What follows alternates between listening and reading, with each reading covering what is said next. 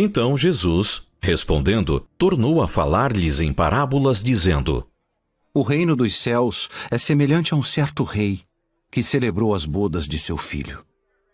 E enviou os seus servos a chamar os convidados para as bodas, e estes não quiseram vir. Depois, enviou outros servos, dizendo: Dizei aos convidados: Eis que tenho o meu jantar preparado, os meus bois e cevados já mortos, e tudo já pronto. Vinde às bodas. Eles, porém, não fazendo caso, foram, um para o seu campo, outro para o seu negócio. E os outros, apoderando-se dos servos, os ultrajaram e mataram.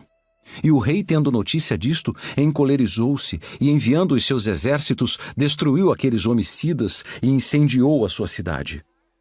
Então diz aos servos: As bodas, na verdade, estão preparadas, mas os convidados não eram dignos. Ide, pois, às saídas dos caminhos e convidai para as bodas a todos os que encontrardes.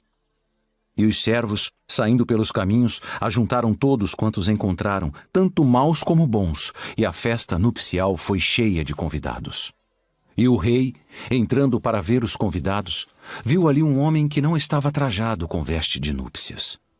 E disse-lhe: Amigo, como entraste aqui, não tendo veste nupcial?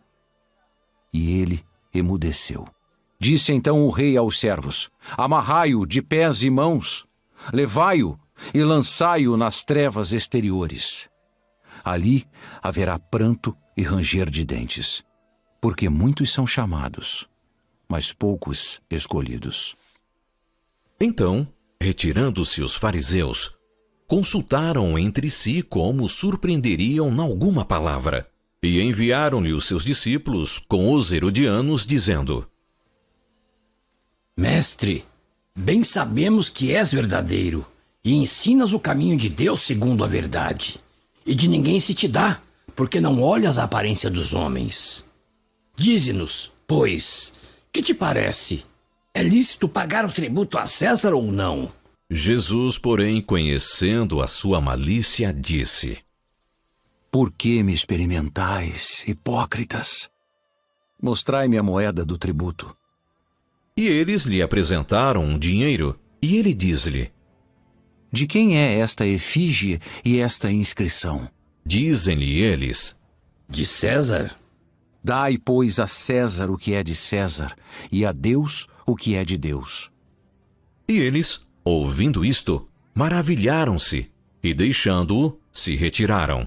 No mesmo dia chegaram junto dele os saduceus, que dizem não haver ressurreição, e o interrogaram, dizendo: Mestre, Moisés disse: se morrer alguém não tendo filhos, casará o seu irmão com a mulher dele, e suscitará descendência a seu irmão.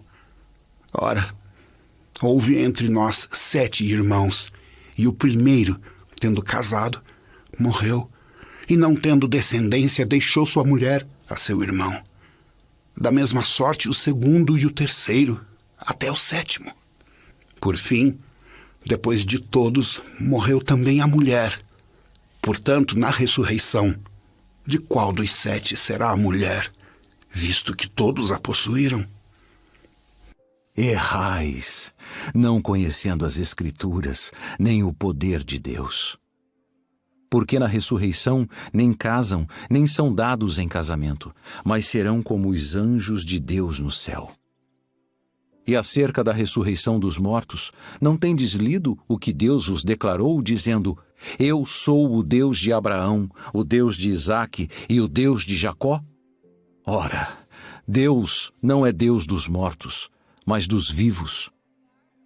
E as multidões, ouvindo isto, ficaram maravilhadas da sua doutrina. E os fariseus, ouvindo que ele fizera emudecer os saduceus, reuniram-se no mesmo lugar. E um deles, doutor da lei, interrogou-o para o experimentar, dizendo: Mestre, qual é o grande mandamento na lei? Amarás o Senhor teu Deus de todo o teu coração e de toda a tua alma e de todo o teu pensamento. Este é o primeiro e grande mandamento. E o segundo semelhante a este é: amarás o teu próximo como a ti mesmo. Destes 2 mandamentos dependem toda a lei e os profetas. E estando reunidos os fariseus, interrogou-os Jesus, dizendo: Que pensais vós do Cristo? De quem é filho? De Davi. Como é então que Davi, em espírito, lhe chama Senhor, dizendo: Disse o Senhor ao meu Senhor: Assenta-te à minha direita, até que eu ponha os teus inimigos por escabelo de teus pés? Se Davi, pois, lhe chama Senhor, como é seu filho? E ninguém podia responder-lhe uma palavra, nem desde aquele dia ousou mais alguém interrogá-lo.